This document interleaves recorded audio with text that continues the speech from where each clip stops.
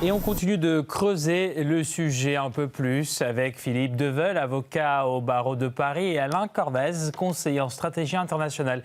Ils sont tous les deux en direct avec nous depuis Paris. Messieurs, bonsoir. Bonsoir, merci de votre invitation sur votre chaîne.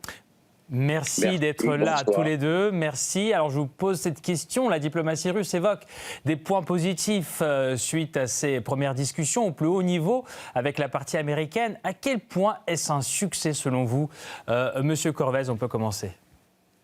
C'est évidemment un succès que ces négociations aient commencé, car les premiers comptes rendus que l'on a de ces conversations sont tout à fait positifs.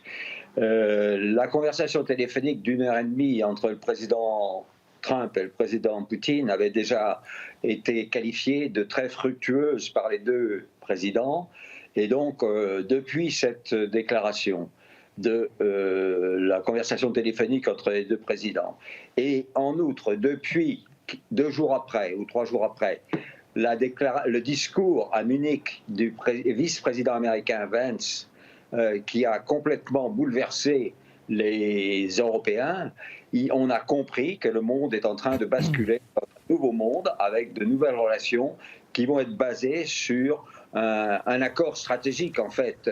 Bon, peut-être pas demain, mais on va avancer vers cette issue, un accord stratégique entre la Russie et les États-Unis qui entérineront la naissance d'un nouveau monde multipolaire dans lequel l'oligarchie européenne n'est même pas citée et va disparaître. Et on voit bien que l'organisation en urgence à Paris d'une réunion par le président Macron, où il n'a réussi à réunir que 6 pays européens, plus la Grande-Bretagne, 6 pays membres de l'UE, plus la Grande-Bretagne, sur les 27 de l'Union européenne, on voit bien que la France et la Grande-Bretagne sont en tête pour empêcher la paix en Ukraine, mais que le reste de l'Europe a compris qu'on avait tourné une page et qu'il fallait essayer de s'adapter au mieux à ces bouleversements.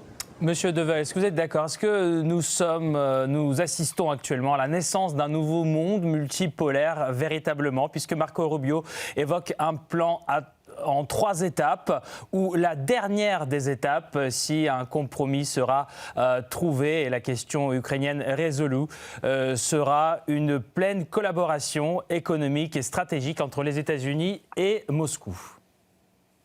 Évidemment, si on en arrive à ce stade de négociation entre les États-Unis et la Fédération de Russie, c'est qu'il y a déjà des projets, un projet d'abord de négociation, d'approche et évidemment de projet, ce qui passera éventuellement par des levées de sanctions sur la Russie, qui pourra éventuellement favoriser des échanges à haut niveau et surtout au niveau commercial. Et on peut s'apercevoir que c'est une gifle à l'Union européenne qui, en fin de compte, n'a fait qu'alimenter ce conflit. Et on s'aperçoit que dans ces négociations, les États-Unis ont repris le dossier dès le début sur le fond de la crise russo-ukrainienne, en évoquant certainement les accords de Minsk 1 et Minsk 2, en évoquant aussi de la part du secrétaire d'État à la Défense, M. Pete Hegseth, qu'un retour aux frontières avant 2014 ne serait pas possible. Donc il y a une prise de conscience sur le fond, une prise de conscience sur l'historique de ce contentieux qui a été complètement intégré dans la discussion américaine et qui ne correspond pas du tout à ce que demande ou des prétentions de l'Union européenne, qui subit un cuisant échec à la fois stratégique et diplomatique. Monsieur Corvez, est-ce que vous êtes d'accord avec ce que Monsieur Deveul vient de dire? Est-ce que c'est véritablement une gifle portée à l'Union européenne qui essaye de tenir le coup et de rester dans ce jeu diplomatique avec les tentatives d'Emmanuel Macron d'organiser un sommet extraordinaire à Paris? Il veut en faire un deuxième à partir de demain d'ailleurs. Qu'est-ce que vous en pensez? Je suis tout à fait d'accord avec ce que vient de dire M. Deveul, parce que c'est tout à fait complémentaire avec ce que j'ai dit, ça va dans la même ligne et c'est la même vision de ce rapprochement phénoménal entre les 2 premières puissances nucléaires du monde, la Russie et les États-Unis d'Amérique. Quant à l'Europe, les patriotes des pays européens, qu'ils soient français, allemands, italiens, portugais, espagnols, hongrois, slovaques ou autres, tous ces patriotes ne peuvent que se réjouir de voir que l'oligarchie qui dirige l'Europe depuis son origine et qui la dirige sans tenir compte, comme l'a dit le vice-président américain dans son discours de Munich, sans tenir compte des intérêts des citoyens des pays, sans les écouter, sans écouter leurs contestations, leurs récriminations contre les décisions de Bruxelles, c'est une gifle énorme, effectivement, pour l'Union européenne. Mais je dirais fort heureusement, parce que cette Union européenne, elle va s'effondrer. Je ne vois pas comment elle pourrait continuer à exister, en tout cas sous la forme actuelle, après les coups de boutoir qu'elle reçoit actuellement. Et les dirigeants de cette Union européenne, ils ne sont pas complètement idiots, ils ont compris que c'était la fin de leur oligarchie et de leur domination de l'ensemble du continent européen. C'est pour ça qu'ils sont en état de panique et qu'ils vont organiser réunion pour réunion pour surtout empêcher la paix en Ukraine. C'est leur phobie prioritaire. Il faut absolument qu'on continue à alimenter cette guerre en Ukraine. Donc vous voyez bien qu'ils sont dans une situation de panique complète. Combien, selon vous, l'Europe ira à contre-courant de tous ces efforts diplomatiques initiés par les États-Unis et la Russie, à votre avis, Philippe Deveul ? La réalité va toujours taper à la porte.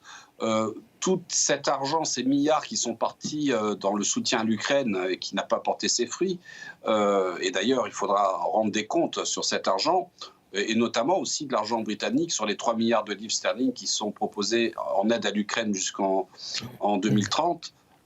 Tout ça n'augure rien de bon. Et l'Union européenne et la monnaie européenne n'est pas à l'abri d'une crise profonde financière et d'une crise économique qui frappe l'Union européenne compte tenu de sa position qui est obsessionnelle vis-à-vis de la Russie. Comme si la Russie, après un conflit long de 3 ans, pourrait se permettre d'étendre ses extensions territoriales, sachant combien ça lui a coûté de récupérer, de prendre le Donbass avec les 2 républiques de Lugansk et du Donetsk. Donc on est dirigé par des personnalités politiques qui sont hors sol. La plupart des gens qui nous dirigent n'ont jamais connu la guerre. Alors que l'on voit, par exemple, dans l'administration de Donald Trump, on voit pour le vice-président, aussi bien pour le secrétaire d'État à la Défense, ce sont des gens qui ont porté l'uniforme et qui ont été sur des terrains de guerre, comme en Irak ou en Afghanistan. Et on s'aperçoit très bien que ces dirigeants européens, et notamment le président Macron, ne sait pas ou n'a jamais entendu une balle siffler dans sa vie. Dans ce cas-là, je vous propose de parler justement des acquisitions territoriales. Mike Watts, le conseiller de Trump, a déclaré que la résolution de ce conflit doit être définitive et que les pourparlers devraient porter sur la question des territoires et les garanties de sécurité. Alors là, on peut imaginer qu'on parle des garanties de sécurité dans les deux sens, c'est-à-dire pour la Russie et pour Kiev. Quelles seront les garanties russes et ukrainiennes? Qui devra s'engager à les respecter? De quels outils va-t-on disposer? Monsieur Corvez. C'est une question importante, mais c'est une question qui se résout par le fait que les exigences de sécurité de la Russie concernant l'Ukraine, c'est pour ça que cette opération spéciale militaire a été déclenchée. La Russie avait proposé toute l'année 2021 jusqu'en décembre 2021 de supprimer la menace existentielle contre la Russie que représentait l'Ukraine et l'OTAN, l'action de l'OTAN en Ukraine. Ça a été refusé parce que la société américaine, la direction américaine des démocrates de Biden pensait affaiblir, peut-être même disloquer la Russie si elle se lançait dans une guerre contre l'Ukraine. On a vu que ça a été l'inverse, que l'économie russe, loin de s'être effondrée, elle a même progressé, et que le fait que sur le terrain, la guerre soit militairement remporté par la Russie est un élément également aussi très déterminant. Donc je pense que les mesures de sécurité que la Russie exige, on les connaît. Il faut que l'Ukraine ne soit plus une menace pour la Russie et il faut que l'OTAN ne soit plus une menace pour la Russie. Et dans l'accord stratégique en 2021 avait circulé sur les réseaux, il était rappelé l'affaire de Cuba et il était dit que les deux nations s'engageaient, les deux blocs s'engageaient à ne plus menacer l'autre à partir de ses frontières. C'était un rappel de l'affaire de Cuba et il ne fallait pas que l'OTAN s'installe en Ukraine pour menacer frontalier de la Russie, pour menacer la Russie. Donc les impératifs de défense de l'Ukraine découlent des impératifs de défense de la Russie. C'est-à-dire que l'Ukraine ne doit pas être une menace contre la Russie et réciproquement la Russie ne doit pas être une menace contre l'Ukraine, mais la Russie n'a jamais eu l'intention d'être une menace contre l'Ukraine. Simplement maintenant elle va faire payer la guerre qu'on l'a obligée à faire en exigeant la reconnaissance internationale de l'annexion des territoires qui en réalité sont des territoires russes. Les 4 Oblats plus la Crimée, ce sont des territoires russes depuis les origines et peut-être même jusqu'à Odessa. Donc les impératifs de sécurité qui vont être échangés entre la Russie et l'Ukraine sont liés l'un à l'autre. Il faut que l'Ukraine ne soit une menace et l'Ukraine en revanche peut entrer dans l'Union européenne mais pas dans l'OTAN. Oui. Une dernière question à Philippe Deveul. Cette équation justement dont M. Corvès vient de parler, est-ce que c'est toujours Volodymyr Zelensky qui pourra la résoudre? Puisque la question de l'organisation des élections en Ukraine est tout le temps évoquée, elle était évoquée à Riyad également.